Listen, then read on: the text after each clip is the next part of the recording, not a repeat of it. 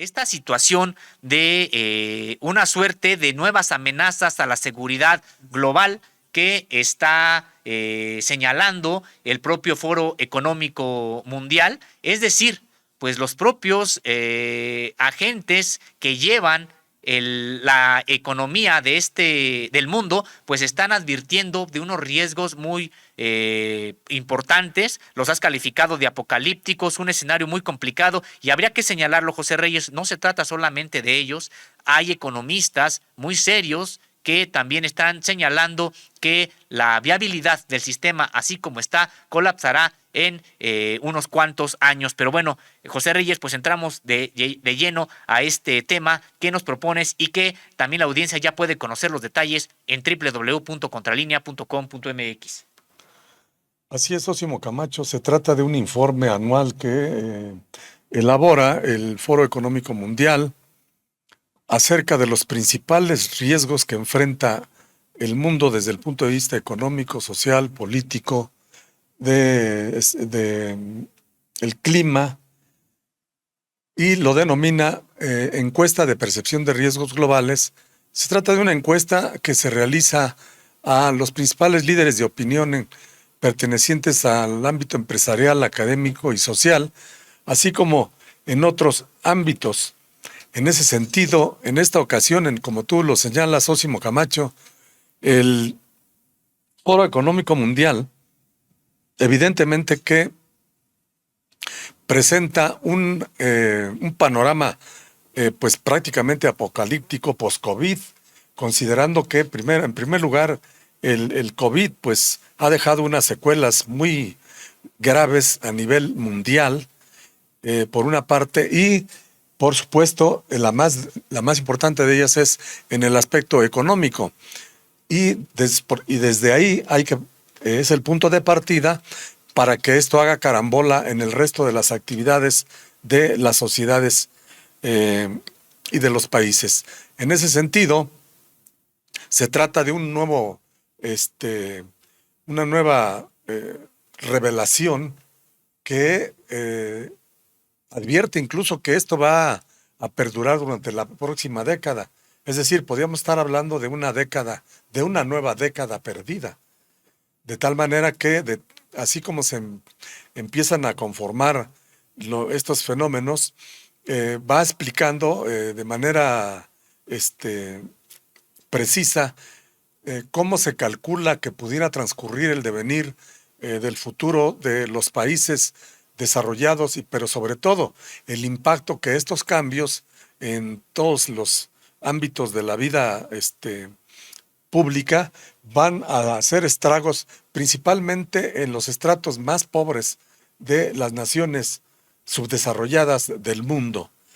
En ese sentido también señala cómo ni la guerra Rusia-Ucrania ha venido a desestabilizar tanto el mundo como el cambio climático y precisamente la seguridad alimentaria de todos los países del mundo, considerando que pues no hay una planeación, de la producción alimentaria, y por tanto muchos países todavía sufren y son dependientes pues de los alimentos de las grandes potencias, e incluso sobre todo en África pues todavía se da el fenómeno de miles de personas que mueren de hambre.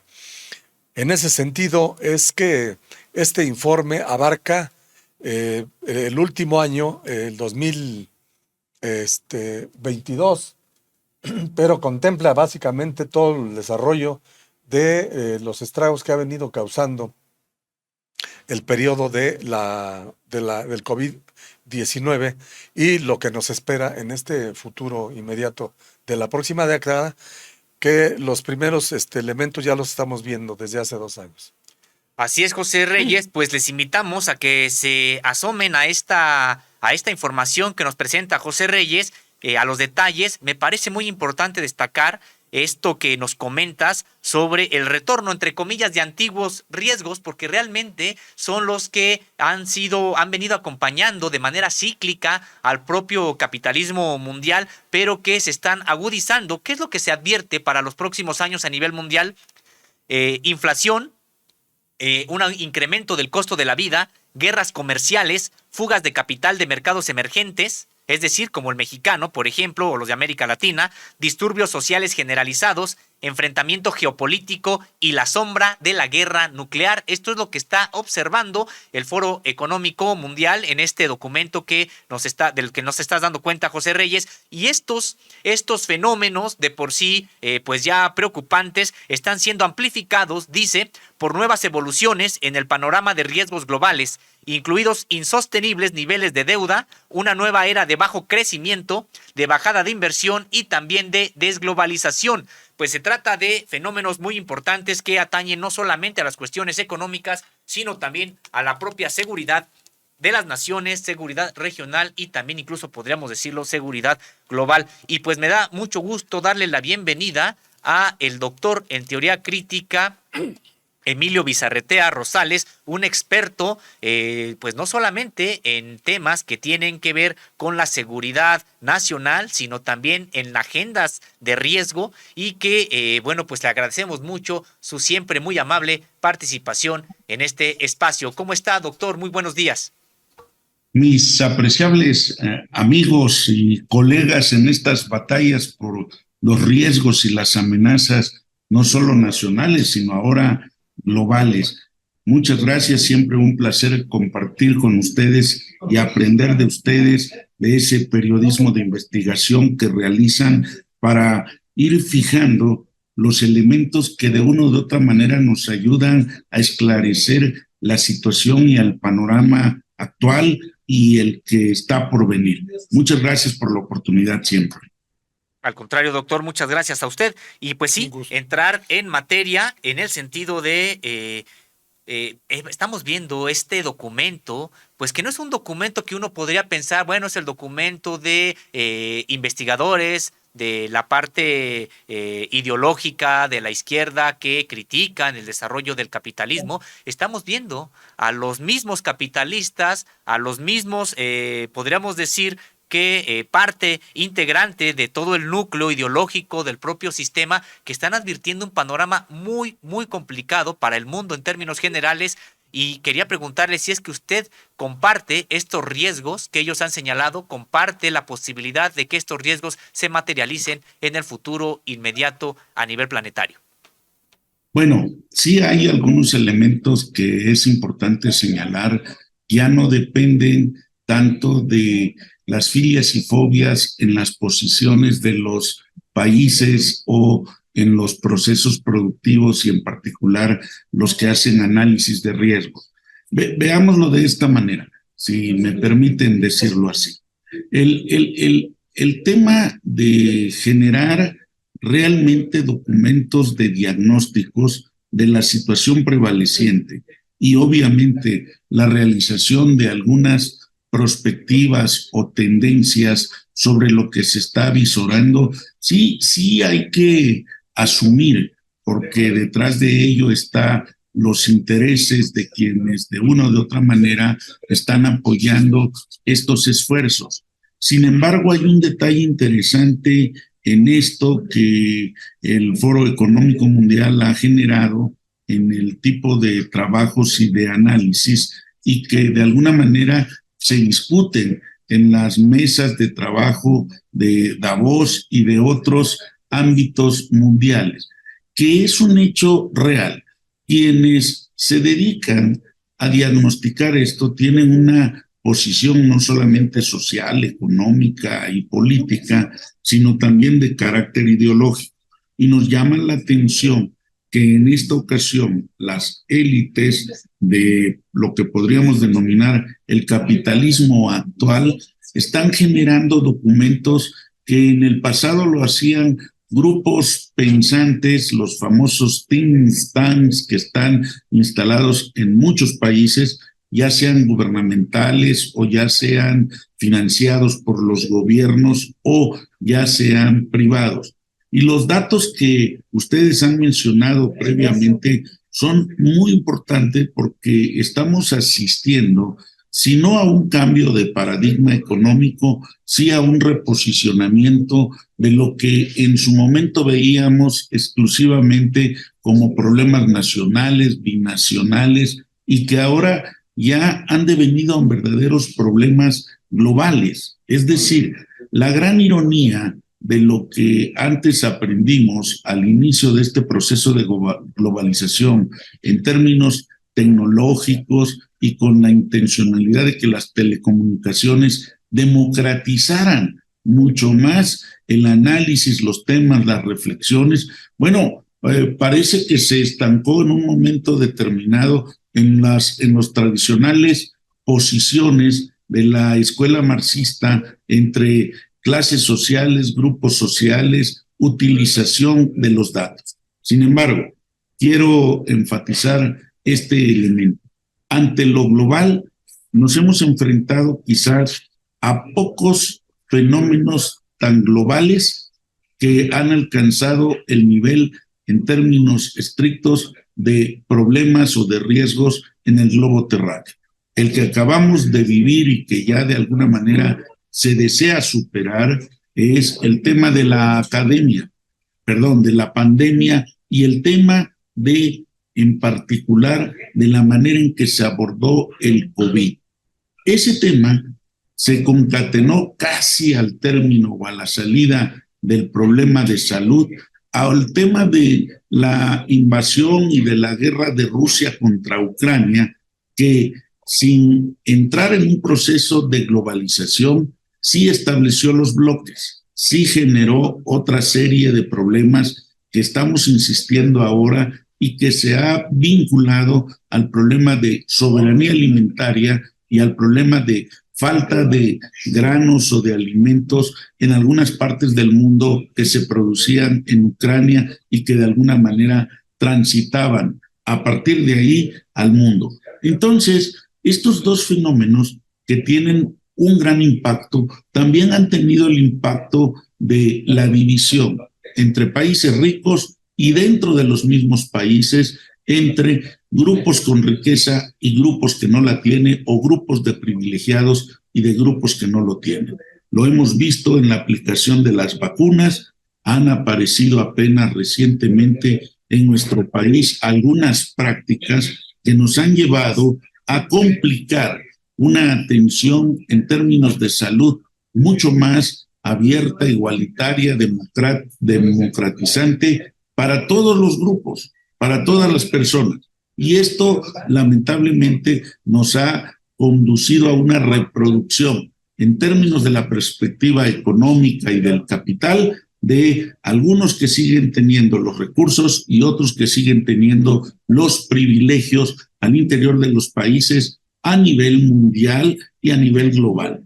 Y el fenómeno en específico que podríamos denominar regionalizador de la guerra entre Rusia y Ucrania, pues ha devenido en un impacto global que está repercutiendo en otras variables que comentaban hace un momento en términos de lo que podríamos denominar los riesgos antiguos, los riesgos nuevos o de futuros, y que están íntimamente vinculados al tema de inflación, al tema de distribución de riqueza, de generación de la riqueza y obviamente al tema de la igualdad y el uso de los recursos. Entonces, sí nos estamos enfrentando a problemas de carácter global con efectos nacionales, binacionales o regionales, pero que de una o de otra manera están impactando las otras variables de los campos económico, social, político y obviamente militar. Y es un tema que está demandando atención de todas partes de los grupos pensantes en los distintos países. En eso estamos, mi apreciado Sósimo José, y de veras es un tema muy importante el que ustedes están tocando para su generosa audiencia. Así es, doctor Emilio Bizarretea, doctor en Ciencias Políticas por la Universidad Nacional Autónoma de México y autor de varios libros sobre seguridad nacional, experto también en la materia. ¿Cuál es la respuesta desde su punto de vista, doctor, desde el otro lado de la moneda?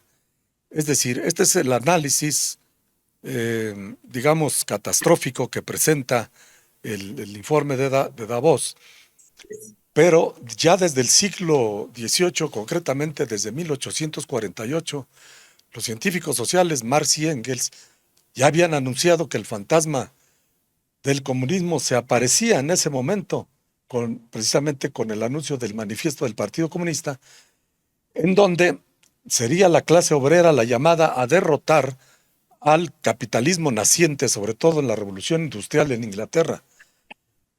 Pasados los siglos, nos dimos cuenta de que eso no fue posible.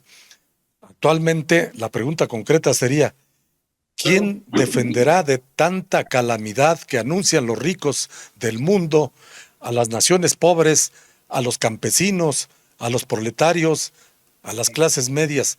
¿Hacia dónde va? ¿Cuál es la perspectiva? ¿Qué alternativa tienen?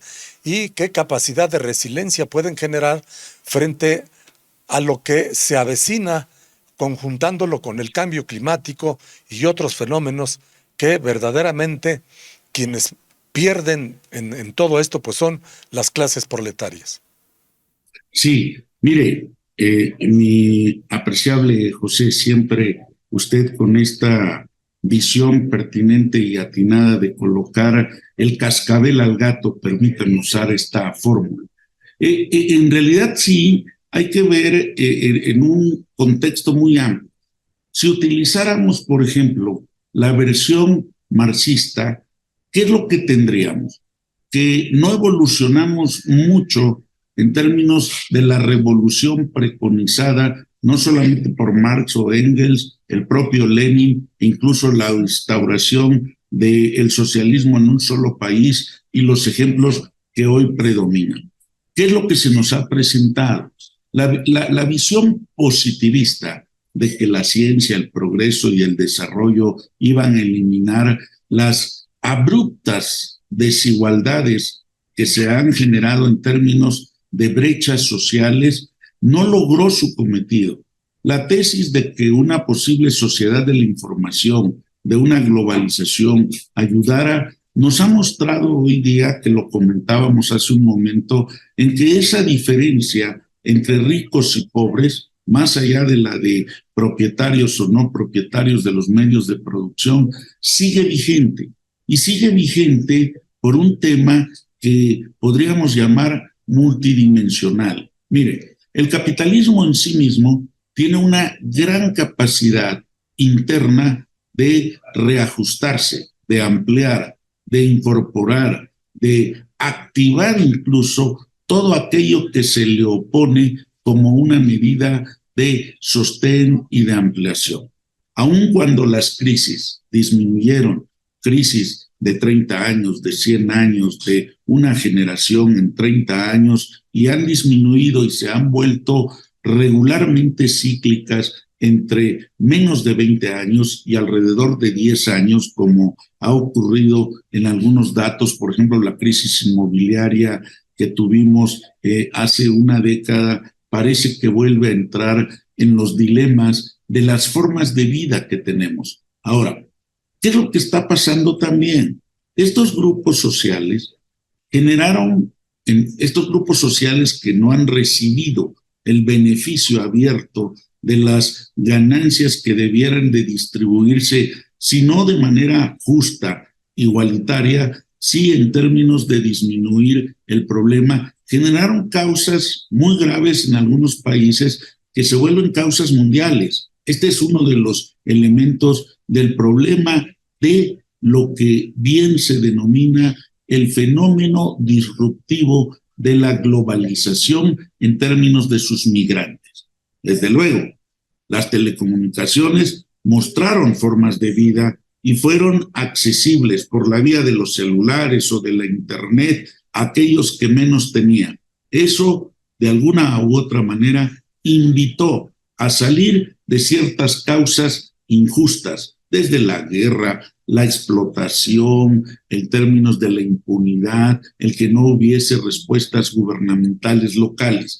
sí nos metió en un problema actualmente que lo hemos visto todos, porque así lo hemos vivido en función de lo que ocurrió en esta especie de geopolítica de la insalubridad por la vía de la epidemia de COVID. Del COVID-19 a hace unos meses nos dimos cuenta que había también esa diferencia. El tratamiento que se hizo en varios países, incluido Estados Unidos, incluido Francia, Italia, incluida China, que tuvo estos elementos, digamos, de destellos generalizadores, no fue más que una muestra de hacer patente la diferencia social, de clases sociales, de grupos sociales dentro de los propios países y dentro de las mismas sociedades. ¿Qué significó eso? Que unos tuvieron acceso a las vacunas y a otros beneficios por parte de los servicios médicos y de salud especializados y otros no lo tuvieron sencillamente y se acumuló un número de muertos. En el caso mexicano ese es un problema en discusión y abierto que sin duda alguna generará alguna ruta de negligencia criminal. Pero vayamos a un tema menos denso y quizás visible. ¿Qué es lo que ocurrió con los alimentos a partir de Rusia-Ucrania? Se incrementó la inflación. De nada nos están sirviendo en alguna medida estos apoyos. Quizás me equivoco y estoy haciendo un planteamiento extremo. Qué bueno que haya esos apoyos, porque no tendrían ni siquiera para comprar el arroz, el fragil, el maíz, el chile, con una fragilidad de miedo que no solamente afectaría a los que menos tienen, y dentro de los que menos tienen, a los adultos mayores y a los niños, y obviamente a aquellos que no tienen un ingreso definido.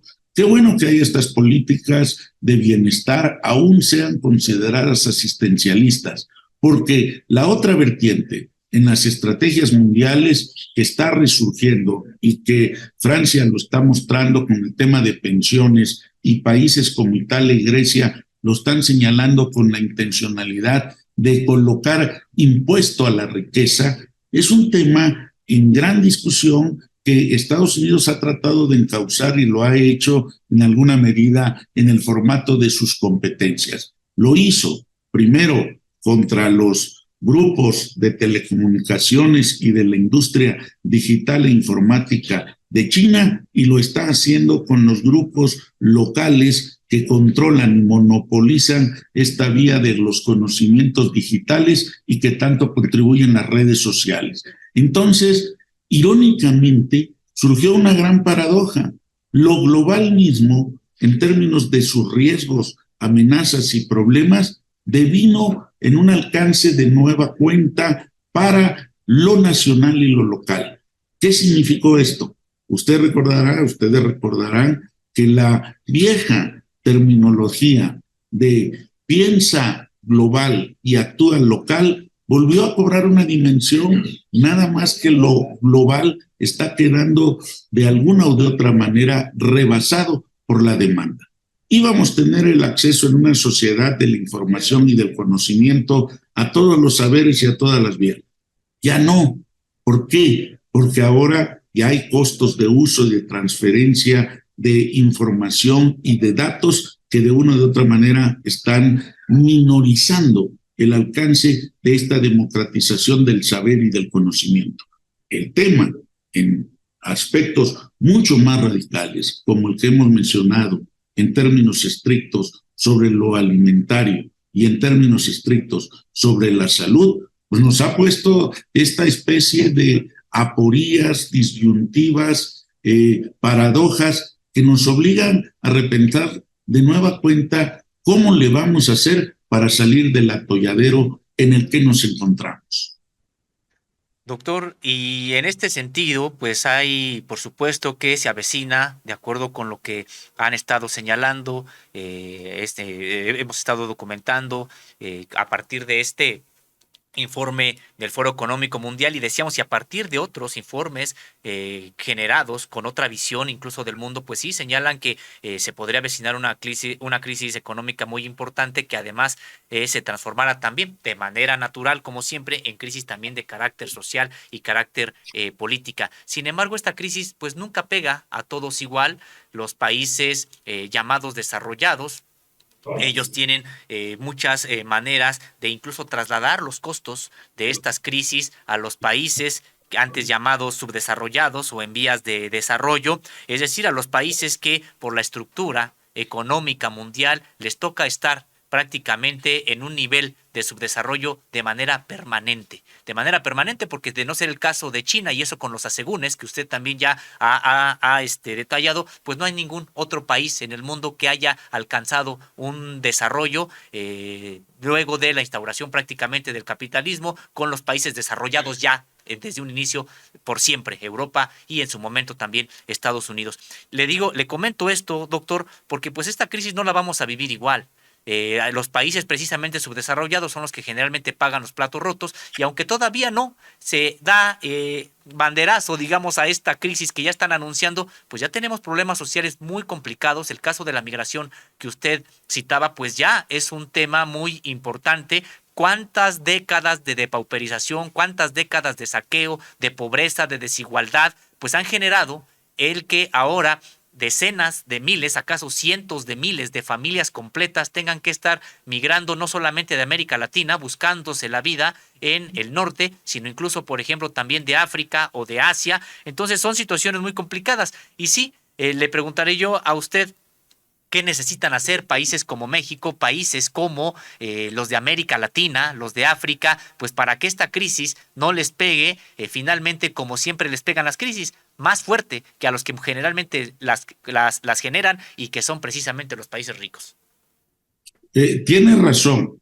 En realidad, el problema de fondo es que con toda la acumulación de conocimientos y de experiencias, no hemos sabido prever de alguna o de otra manera estas cuestiones que aletargan no solamente el pensamiento, sino la acción. ¿Y en qué sentido va? Como usted bien lo dice, apreciable Sósimo, mire, el aspecto, y perdón a riesgo de simplificar algo que en sí mismo es complejo, pero para ayudarme un poco a la explicación y tratar de compartir de una manera más sencilla esta idea. Supongamos que dentro de los grupos sociales de cualquier país, tenemos tres grupos. Un grupo que abarca el 10% de la población, que es un grupo, vamos a denominarle, de la clase alta. Un grupo de una clase media que está abarcando un porcentaje bastante amplio de un 40%. Y esto nos da una clase media más o menos amplia. Y finalmente el grupo de la clase baja, que sería un 50%. ¿Qué es lo que estamos visualizando en términos muy globales? E insisto, solo para generar una explicación más o menos abierta. Miren, la clase alta no se ha movido. Es decir, ese 10%, si tuviese problemas de carácter económico o de carácter social, político, e incluso algún problema de carácter militar, pongamos el caso, alguna dictadura, algún golpe de Estado, en realidad no resulta perjudicada tan abiertamente porque los gobiernos, los que surjan, los requieren por la necesidad de recursos para administrar lo que haya que administrar en su momento. Esa clase, en el peor de los casos, saldrá de los países para acomodarse en otro lado y salvo que hubiese algún conflicto con los grupos en el poder, habrá confrontación. No, realmente lo que hemos visto no ha sido afectado, incluso lo podríamos citar en el caso mexicano, no hubo una confrontación abierta con los grupos de poder. El señor Slim se reúne cotidianamente en Palacio Nacional, los nuevos acuerdos de compra-venta de productos siguen con los mismos que estaban y no importaba si fueran conservadores, neoconservadores, fifís, liberales, neoliberales o de la mafia del poder del antiguo régimen. Lo que hemos visto es que se requieren mutuamente. Pero ¿qué es lo que ha ocurrido con la clase media? La clase media en la parte menor disminuyó, vamos a suponer, de este 40% que mencionábamos, un 10% de la clase media se cayó a la clase baja. ¿Y en qué significa que se cayó? En que su forma de vida, con cierta autonomía, la perdió. Sus capacidades de acreditarse para ser un usuario de bienes y servicios disminuyeron. Ahora estamos viendo que muchos hijos, perdónenme la expresión que es muy común y popular, hijos de familia han tenido que regresar a las casas de sus padres porque los costos se incrementaron y obviamente sin considerar el tema de la inseguridad. Los ingresos decayeron, los ingresos de los salarios decayeron. Basta colocar la plantilla en términos de gobierno o en términos del sector privado y notaríamos precisamente los cambios que han sido realmente delicados y muy fuertes. Entonces, ¿qué es lo que tenemos? La clase baja se incrementa y se está incrementando en este porcentaje de los que han disminuido de su papel en las clases medias. Eso en el ámbito social y económico. Los ingresos en este esfuerzo que ha señalado Davos sobre los costos de una inflación, casi una estanflación de carácter global, lo que están implicando es que no crece no solo el Producto Interno Bruto, el programa de ingresos personales, que obviamente tiene una repercusión mutua, y los mercados internos están disminuyendo sensiblemente ante los problemas que se están presentando en un mundo competitivo por recursos que cada vez escasean más. Los temas, y demuestra, habría que considerar el problema del petróleo, el problema del litio, el problema de las tierras negras con estos minerales que se requieren para echar a andar los programas de industrialización y de lo digital. Pero ¿qué es lo más terrible? Lo que normalmente se utilizaba o se empleaba como parte de la movilidad social y económica, el hecho de poder obtener un beneficio a partir del ingreso, también se cayó. Entonces, pasamos de una pobreza general, ¿sí?, de un 50 a un 60% en un espectro que en algunos otros países es radicalmente mucho mayor y que está generando este impacto en donde la demanda de los grupos sociales es mucho mayor. ¿Qué esperaríamos o qué debiéramos de hacer? Uno pensaría que los grupos más pobres, aquí sí, este 60%, se organizarían para establecer una especie de demanda que los lleve realmente no a que le den el pez de un día, ni tampoco a que aprendan a pescar. Ya lo saben, lo que necesitan es poseer verdaderas oportunidades de empleo, verdaderas oportunidades de financiamiento y verdaderas oportunidades para escalar en términos sociales esta movilidad que se requiere para mejorar ingresos y mejorar calidad de vida. No lo tenemos, no se avisora eso en la clase superior, no se ve todavía en la clase media porque la misma clase media está defendiendo por no caer a la clase baja y la clase baja está prefiriendo en muchos casos acudir a esta especie de filantropía gubernamental asistencialista de recibir el cheque.